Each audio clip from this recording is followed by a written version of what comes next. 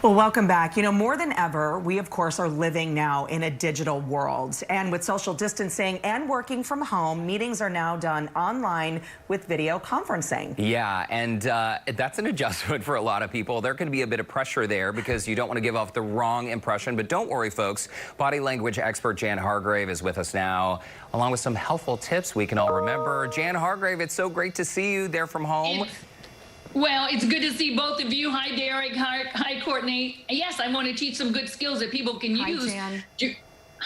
During all these virtual conversations. Yeah, and you know, you have been a friend of Houston Life. You've been on the show so many times we've lost count, but back from the very beginning days, and we've covered everything from handshakes to how you conduct yourself in a job interview. But a lot of these things right now, people are maybe struggling with because clearly you're not shaking someone's hand over Zoom. So let's just jump right in. Okay. What are things that we should be mindful of when we launch that Zoom software and suddenly we have coworkers in front of us on the screen? Okay, well, two things we need to make sure that we cover even before that. You know, when we were able to shake hands, you could get a feel of the other person. You could feel maybe how confident they were, maybe how nervous they were. So that handshake right now, it's not existent. When I did the research on this, I found out that it takes 2 weeks of virtual conversations for you to be as socially grounded as you could in that one handshake that you had with someone. So that's why your virtual conversations are going to be as important as that initial handshake that you have with other people. And if you know the correct procedures or things that you can do during your conversations, I think that you can make them be worthwhile for you. So I want to start off with one thing because, you know, I watch people show, 6 feet away, and I notice that when people see each other, some people will greet each other with raising the chin up, and some will greet each other with lowering the chin. So I want to just ask you, Courtney and Derek, when you first see someone from a distance, do you go hi this way or do you go hi this way? Which way do you do it? What do you do? I think I go up. And I think you go up and I think I probably go down, like maybe like a nodding down motion. Yeah, nodding down. Well, I'll tell you the difference in the two, but both, I mean, it doesn't matter which one you do, but I'll just tell you that people who typically raise the chin up, those are the more decisive people in society. Those are the more direct people in society, and they're the more opinionated people in society. And those who lower the chin in their greeting and they'll just go, this way, usually it means those are the more respectful of the people. Those are people who are quite persistent, and those are people who are more compassionate. So as I watch people, as I went on the walking trails and I see people greeting each other, people go either this way or go this way. It was kind of interesting to see this. But when we talk about social media, we have to realize that people need a sense of belonging. I mean, that's what makes us just work in this world.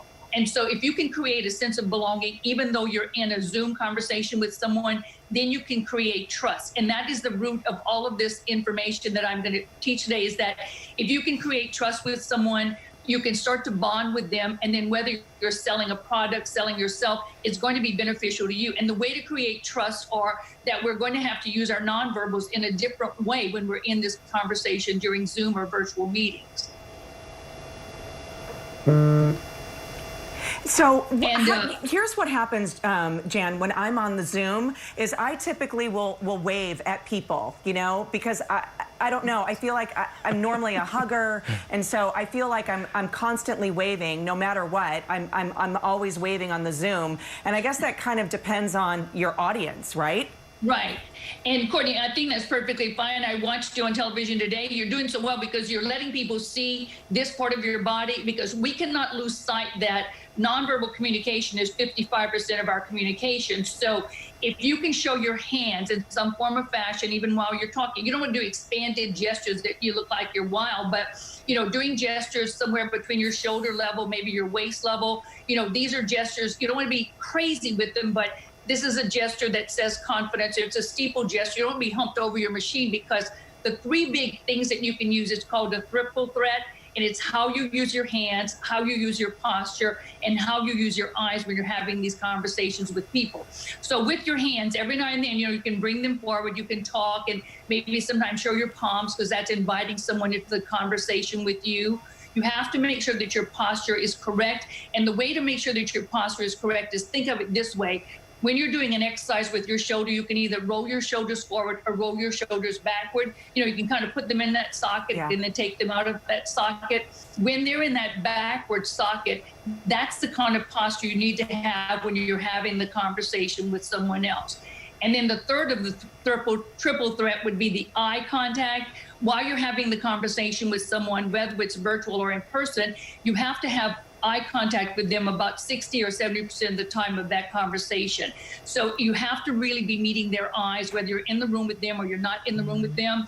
And the funny thing about this extent of eye contact you give with someone, when you're releasing this much, it releases a hormone by the pituitary gland called oxytocin, and it's kind of called the cuddle hormone. It's given to women during birthing procedures.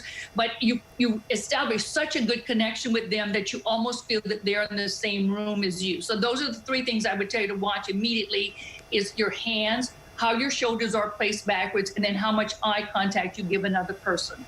So interesting to know some of the science behind it. I'm already feeling myself sitting up a little taller and showing my hands. Jan, the time with you always goes by so quickly. We only have a couple minutes left. Let's cruise through these last few points. How can we employ nodding and smiling to convey confidence during a call? We have to realize that, you know, when you give a smile, you get a smile back, because these are contagious. Our enthusiasm is contagious. The thing that you need to realize and remember about nodding is when you're in a conversation with someone, to keep them knowing that you're interested in them, every now and then you do have to nod your head. And double nods, just two of them say, I agree with you, I want you to keep on talking. When someone nods 3 times, that indicates that they're finished talking with you and they want to have something that they want to say. Ooh. And the way that you start to build this trust with someone is that as quickly as you can, when the conversation starts, you have to try to establish how many me toos you can get. In other words, you want to establish many, many commonalities between you and the other person. So if you're saying, you know, I like green clothes, and I say, oh, me too, and you say something else, I say, oh, me too.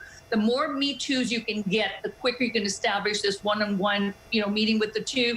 When someone gives you, no, not me, not me, you're breaking down any kind of communication that you bonded with from the very beginning. So try to get as many me toos as you can, and not some not me's when you're with them. But the double nod is okay. Triple nod said, please shut up because I want to talk now.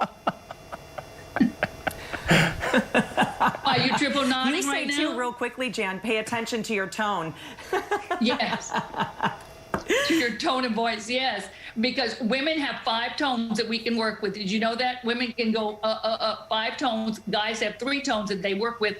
The best thing that you can do is to try to keep, you know, in a natural tone of voice, because your big focus when you're having these conversations is to build trust with that person. If you're talking too fast, too slow, you're looking bored. If you're talking too fast, you're looking like you want to finish the conversation with them. Try to keep it as normal as you can. And you have to really, really exude enthusiasm. You know, people are going through a tough time now. And if you can show some kind of enthusiasm, some kind of empathy for the other person you're having the conversation with, I think that that's going to be to your advantage, because now we're having to sell ourselves through these virtual conversations and virtual calls. But it is possible to do if you're using the correct nonverbal communication. And Jan, we're tight on time, but the last couple points: modeling optimism. Optimism, I guess, is contagious, just like a smile. And also less movement during a call, because more movement, you say, can be distracting. Yeah. So you either decide, am I going to sit down during this call? Am I going to stand up during this call? Whatever you decide on doing at the very beginning, stay that way throughout the call, because you don't want to make it that they're having to move around or they can't see you. But, you know, just less movement is almost better, but you have to have some kind of movement at all. You know, you can lean forward a bit, you can lean backward a bit, you can use your hands in this kind of formation. Even this formation, what I'm doing now, I'm holding on to an imaginary basketball. If I'm talking with you and I'm doing this, it's an example of non-verbally saying, I have this information in the ball of my hand, and I will gladly pass it on to you. So you have to make yourself look as excited as you can, even if you're not in the same room as that person. Very nice. Jan Hargrave, we always love your tips. Thank you so much today for your time. It's great to see you. Please tell your husband Cecil we say hi. And for our viewers, we will share more of Jan's tips on our website, HoustonLife.tv. Great to see you.